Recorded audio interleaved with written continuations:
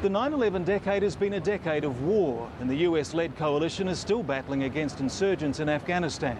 It's cost thousands of lives and billions of dollars, and Al-Qaeda, the Taliban and other groups are continuing their fight. Afghanistan correspondent Sally Sara reports from observation post Mustang on the Afghanistan-Pakistan border.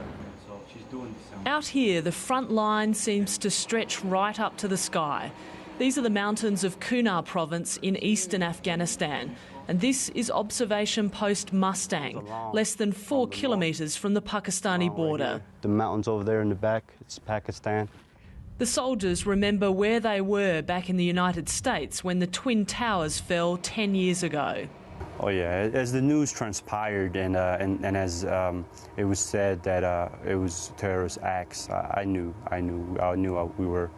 we were going to react. A decade later, US forces are still here. Well, 10 years after September 11, it's places like this one which are crucial in the war in Afghanistan.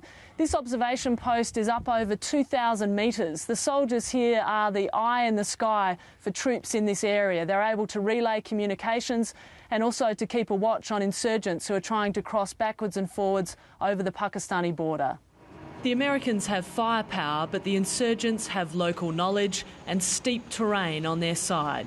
They're incredibly skilled. And that's something I stress to my men, is that's something I would never, ever underestimate. Do not underestimate these guys at all. The Afghan militia members fighting alongside the Americans have seen it all before. They defeated the Russian army from these mountain tops in the 1980s.